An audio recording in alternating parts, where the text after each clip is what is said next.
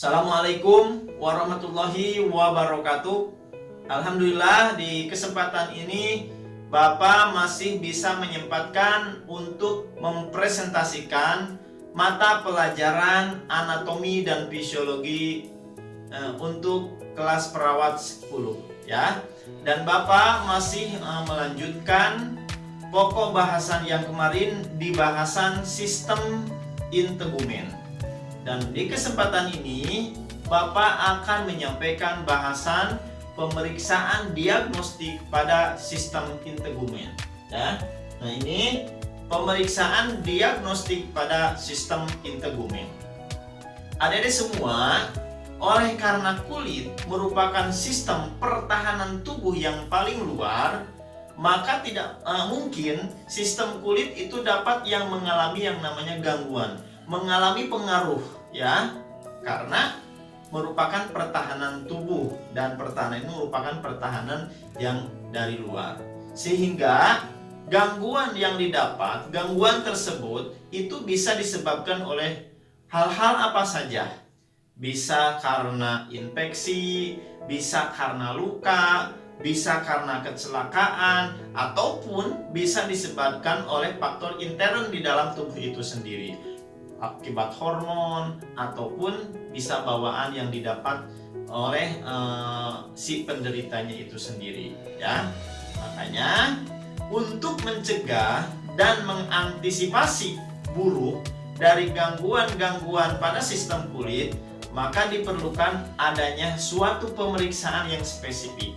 Pemeriksaan itu apa saja yang harus dilakukan pada pemeriksaan kulit. Nah, bahasan yang akan Bapak jelaskan melanjutkan pada kemarin setelah menjelaskan anatominya, sekarang Bapak akan membahas tentang pemeriksaan diagnostik. Karena pemeriksaan itu bisa dilakukan dengan pemeriksaan diagnostik dan bisa dilakukan pemeriksaan fisik yang nanti dilakukan pada si penderitanya ya. Nah, makanya sekarang Bapak akan menjelaskan pemeriksaan diagnostik pada sistem integumen ya. Adik-adik semua, nah pemeriksaan diagnostik pada sistem integumen itu bisa dilakukan apa saja ketika pemeriksaannya itu. Yang pertama ya, nah bisa dilakukan yang namanya biopsi kulit ya. Apa itu biopsi kulit? Biopsi kulit ini dilakukan untuk mendapatkan jaringan dengan cara eksisi scalpel ya. Jadi mengambil ya dengan sebuah alat penusuk yang khusus atau skin punch ya, dengan mengambil bagian tengah jaringan ya. Jadi sifatnya hanya mengambil sampel di jaringan ya. Nanti alatnya itu berupa scalpel ditusukkan ke dalam jaringan kulit. Nah, seperti ini ya. Nah, ini biopsi kulit seperti ini. Nanti nampak diambil ya jaringan kulitnya untuk mendapat jaringan, sehingga ditusukkan kepada kulit dan nanti diambil jaringan tersebut. Nah, ini yang namanya biopsi kulit. Dan seperti ini ya gambaran ketika dilakukan pengambilan jaringan yang ada di dalam kulit. Nah, jadi yang pertama pemeriksaan diagnostiknya adalah dengan biopsi kulit ya, mendapatkan jaringan ya, alat penusuk di kulitnya itu sendiri ya. Itu yang pertama ya. Yang kedua, nah ada yang namanya patch test ya. Apa itu patch test? Patch dilakukan dengan tujuan untuk mengenai substansi yang menimbulkan alergi pada pasien ya. Jadi nanti dites ya, sehingga dengan substansi untuk supaya si kulitnya itu menimbulkan rangsangan alergi ya. Dan patch test ini dilakukan dengan memasangkan plester khusus ya, atau exclusive patch test ya, pada kulit tentunya ya. Indikasi yang didapat, yang muncul ketika dilakukan patch test itu adalah akan timbul dermatitis atau peradangan di kulit dengan gejala apa? adanya kemerahan, ya, adanya tonjolan, ya, tonjolannya yang tentu halus, ya, gatal-gatal. Juga selain dermatitis, blister yang halus, ya, blister itu adalah sama, ada tonjolan, papula, ya, dan gatal-gatal yang hebat, dan blister adanya nyeri, ya. Nah itu, jadi ketika seperti ini gambarannya. Nah ini patch test. Jadi nanti ditempelkan dengan plester khusus, ya, seperti plester yang ditempelkan di di kulit, sehingga lama kelamaan akan menimbulkan gejala-gejala dermatitis, blister halus, dan blister yang dengan adanya nyeri. Nah ini namanya pemeriksaan diagnostik dengan cara patch test, ya. Nah, dan selanjutnya, ya, setelah kita tahu seperti ini gambarannya, ya. Nah, seseorang yang telah melakukan patch test ini diperkenankan untuk melakukan hal-hal apa saja, ya.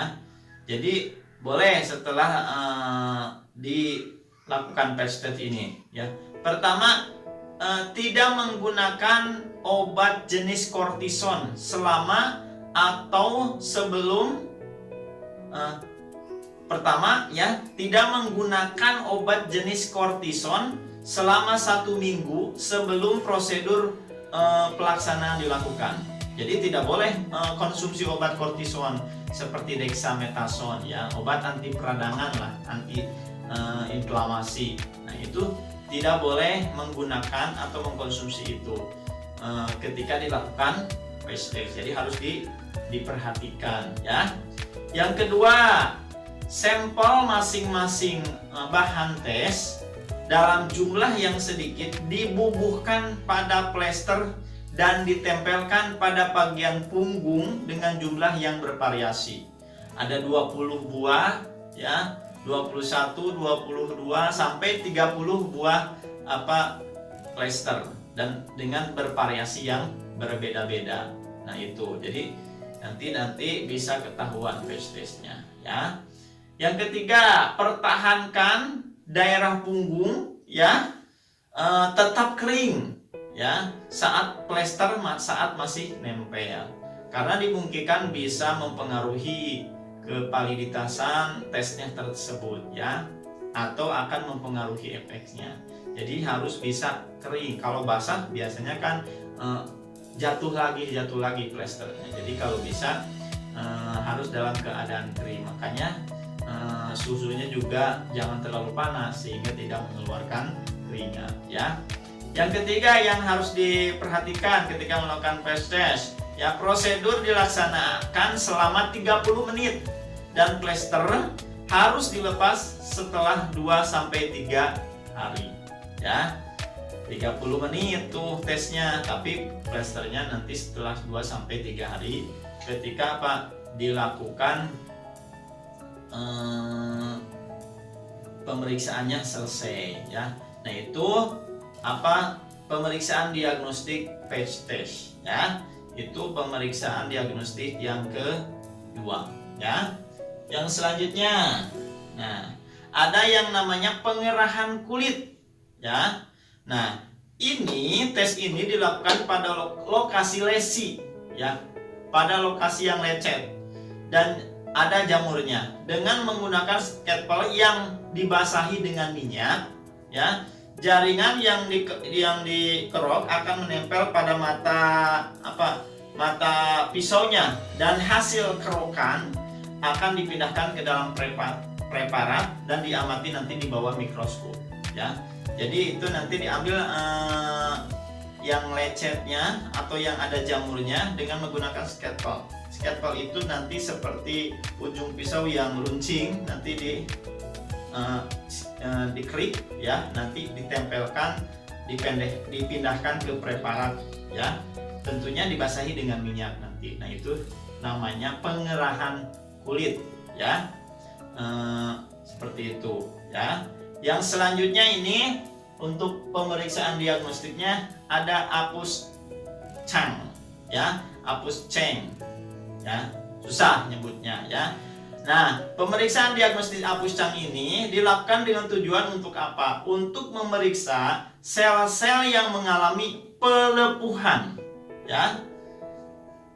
Biasanya indikasinya pada prosedur apa Apus-Chang ini? Yaitu biasanya adanya herpes. Karena herpes itu biasanya merah banget, ya. Melepuh, panas, ya, varicella juga dan lain sebagainya. Nah, seperti ini Apus-Chang ini. Dan biasanya ini nampak kalau herpes itu ruam-ruamnya warna merah. Sehingga ini nanti dilakukan pemeriksaan diagnostiknya, ya. Sel-sel kulitnya diambil, dilihat di laboratorium, ya. Nah, itu pemeriksaan diagnostik yang dilakukan pada sistem integumen. Jadi yang pertama biopsi kulit, yang kedua patch test, yang ketiga pengerahan kulit, yang keempat Apus-Chang, ya. Nah, itu